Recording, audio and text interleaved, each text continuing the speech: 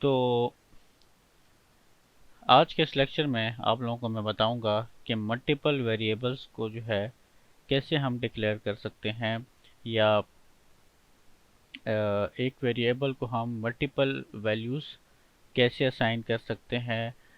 ٹھیک ہے، تو آج کا جو ہمارا یہ جو ٹاپک ہے یہ ہے ملٹیپل ویلیوز کے اوپر، کہ ہم ملٹیپل ویلیوز کو کس طرح اسائن کر سکتے ہیں. جو پائتھون میں جو ویریبلس ہیں اس میں ہم ملٹیپل ویلیوز کیسے اسائن کر سکتے ہیں، تو یہ ہمارا ٹاپک ہوگا. ٹھیک ہے، تو لاسٹ لیکچر میں ہم نے جسٹ سمپل دیکھا تھا کہ ہم ویریبل کو کیسے ڈکلیئر کرتے ہیں. آج کہ اس میں ہم ملٹیپل کو دیکھتے ہیں، ملٹیپل ویلیوز کو.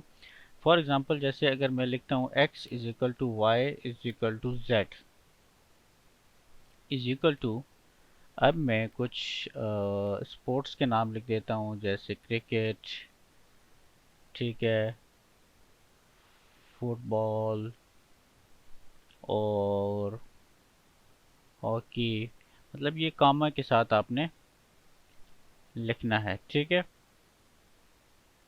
اس کے بعد آپ لکھ دیں print x, print Y, print Z, and I hope کہ کوئی ایرر نہیں ہوگا.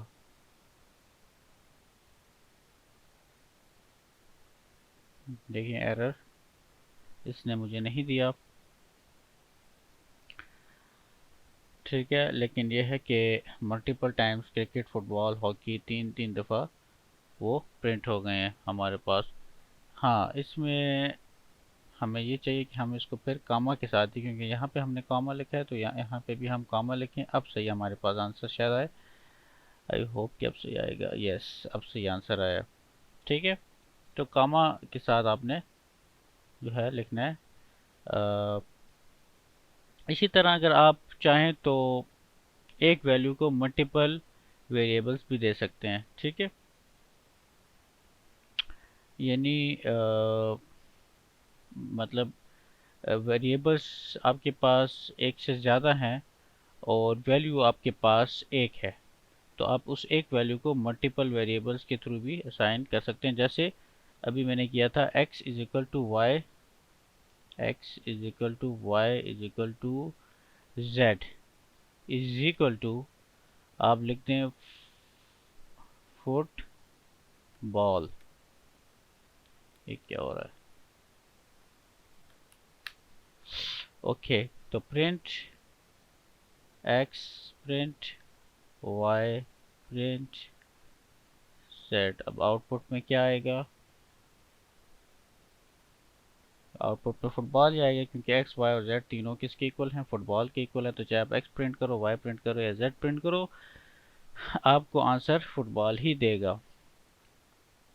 اسی طرح اگر آپ چاہیں تو آپ اس طرح بھی کر سکتے ہو کہ اگر آپ کے پاس ایک لسٹ ہے، ٹھیک ہے، اب لسٹ کے بارے میں آپ لوگوں کو ڈیٹیل سے بعد میں بتاؤں گا، لیکن پھر بھی اگر یہاں پہ بھی آپ لوگ دیکھنا چاہتے ہیں لسٹ کیسے ڈکلیئر کرتے ہیں. فار ایگزامپل اگر میں لکھتا ہوں ایک لسٹ ڈکلیئر کرتا ہوں فروٹس کے نام سے، تو فروٹس میں اب کیا آ سکتے ہیں ہمارے پاس؟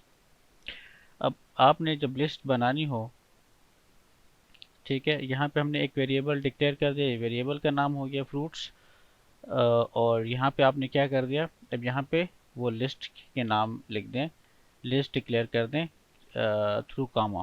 کاما سے اس کو سپریٹ کر دیں. ایپل، پیچ اور کیا نام ہے اپنا، بنانا.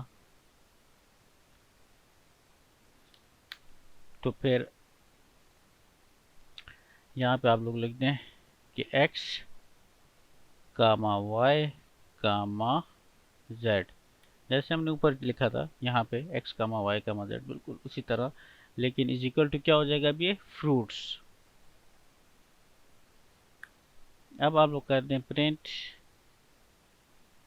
X, print Y, print Z.